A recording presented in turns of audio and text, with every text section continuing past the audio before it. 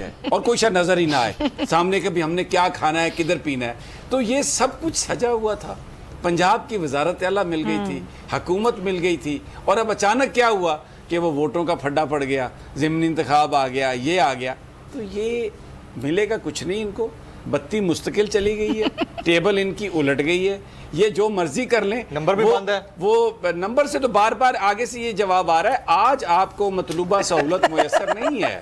ये फिर करते हैं two two two two two, वो कहते हैं आज आपको मतलूबा सहूलत मुयसर नहीं है। तीसरी दफा वो कहते हैं अबे मियाँ तुम्हारे कान खराब हैं, साफ कराओ इनको, मतलूबा सहूलत मुयसर नहीं है।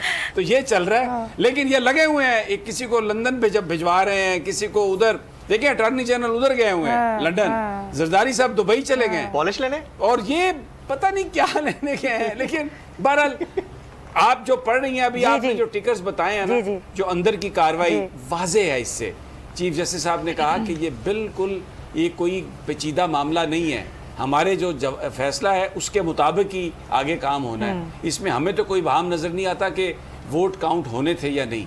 तो अब टाइम ये जितना देखें और कितना गेन कर सकते हैं आज। पर मुझे लगता है कि अगर अभी तक जजेस बैठे हैं और वो कह रहे हैं हम 24 घंटे तक बैठने के लिए तैयार हैं, तो लेट्स सी कि हो सकता है आज फैसला आ जाए।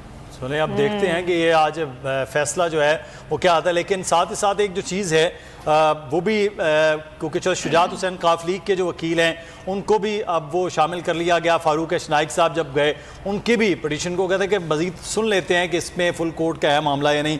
तो अब पाकिस्तान पीपल्स पार्टी भी फरीक होगी, काफ लीग भी फरीक है, लेकिन मामला सारा सादा एक सवाल है जिसके गिर्द घूम रहा है उसामा। उससे चीज़ें आगे आ ही नहीं पा रही हैं, उस सवाल का जवाब नहीं हो रहा है, कहीं और मामला जो हैं वो चली जा रहे हैं। तो सवाल का मेरे ख्याल में जवाब था ही नहीं, केस कमज़ोर पहले ही बनाया गया, तैयारी उस तरह से कर नहीं पाए कि पूरी जो गेम डिप्टी स्पीकर के ज़रिए करनी थी वो कुछ और से और हो गई। तो मेरा ख्याल है ये हाथ कहीं पीपल्स पार्टी तो नहीं कर गई है नून लीग के साथ इस सारे अमल में कि कानूनी तौर पर ही कमज़ोर केस बनाया जाए।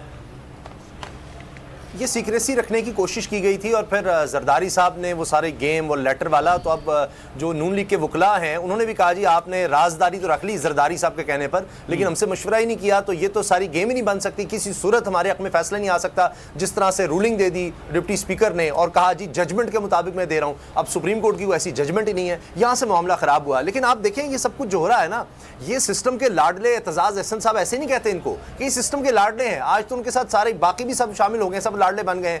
अब हमारे साथ समी इब्राहिम साहब बैठे हैं, देखिए ना कैसे कैसे केसेस का इन्होंने सामना किया है, कैसे कैसे केसेस इनके खिलाफ बनाए गए, किन जुमलों पर बना दिए गए, क्या किया गया।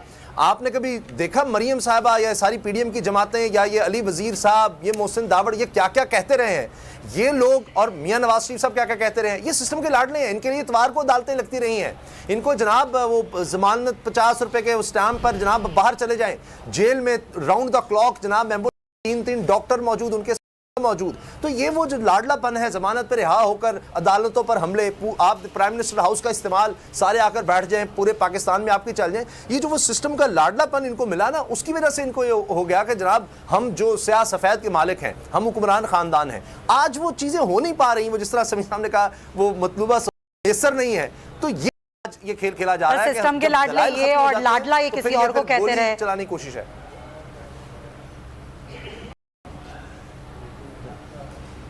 जी जी जी मैं ये कह रही हूँ सिस्टम के लाडले ये और लाडला किसी और को कहते रहे। नहीं साबित करें ना किस तरह, वो तो जिसको ये लाडला कहते हैं उसकी तो हुकूमत ही चली गई।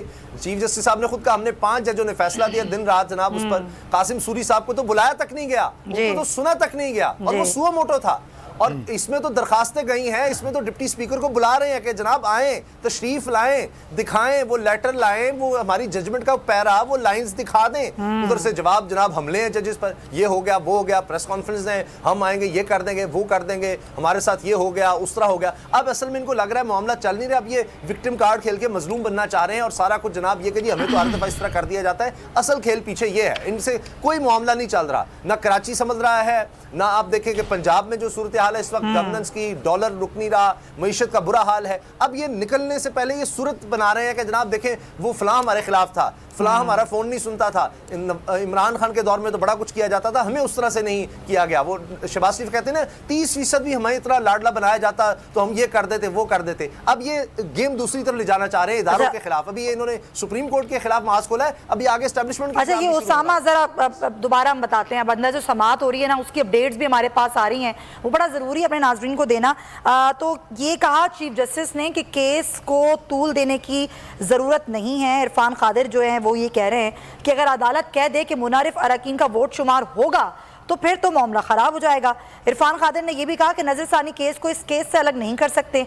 इरफान कादिर ने कहा कि वजीर कानून साहब को सुप्रीम कोर्ट में इस्तदा करने की जरूरत नहीं है, हमारी अदलिया इस तरह के मामलात में यकसू हो तो मामलात आसान हो जाएंगे। इरफान कादिर की मैं आपको गुफ्तगू बता रही हूँ, ये मत समझें कि मैं सुप्रीम कोर्ट पर तनकीद कर रहा हूँ।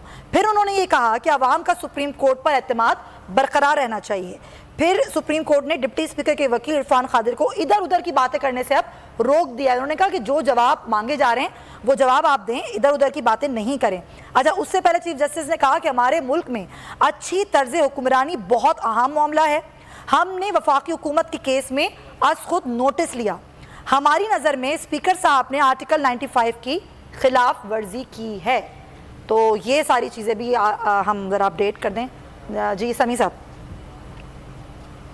देखिए ये बड़ा इंपॉर्टेंट है जो चीफ जस्टिस साहब ने कहा है कि इस मामले को तूल नहीं देना चाहते, तो ये एक उनकी इंटेंशन नज़र आ रही है कि वो जल्द इसको समेटना चाहते हैं। और वैसे भी हमजा शहबाज को जो अबूरी वज़ीर आला बनाया गया ट्रस्टी, वो 25 तारीख आज तक के लिए था।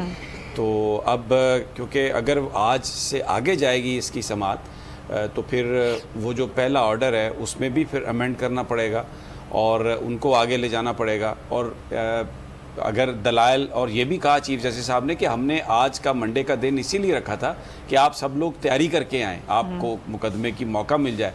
अब वो सारे आके कह रहे हैं जी हमने हदायत लेनी है, डिलेइंग टैक्टिक्स। तो ये मुझे लगता है कि ये जो इनकी हुकूमती इत्तेहाद की कोशिश है कि आज तूल दे के फिर एक रात ले लें, और वो जो वजारतें, जैसे पहले तो एक फ़िल्म होती थी ना दुल्हन एक रात की, तो अब ये इनकी प्रोडक्शन है कि वजारत एक रात की, इसको 2 रातें करने की वो कोशिश कर रहे हो, लेकिन मुझे नहीं लगता कि वो इसमें कामयाब होंगे। और ये जो इस वक्त जो बेंच है, बेंच का मूड यही है कि जो आपके पास दलाइल हैं वो दें, अगर दलाइल नहीं है तो वो फैसला, ज़्यादा लाइकली यही है कि ऐसा होगा। बहरहाल कोई ऐसी सिचुएशन भी हो जाए जिसमें कोई आर्गूमेंट इस तरह का आ जाए जिस पे थोड़ा कुछ मज़ीद वजाहत की ज़रूरत हो, तो then hearing can go until the next morning. लेकिन अभी जो इस वक्त सूरत हाल चल रही है, 24 घंटे बैठने के लिए तैयार हैं, तूल नहीं देना चाहते, इबाहम कोई नहीं है, सिर्फ एक नुक्ता है, आइन और कानून बिल्कुल सामने है। इतना कुछ आने के बाद फिर उसको आगे लिंगर ऑन करना या खुद उसमें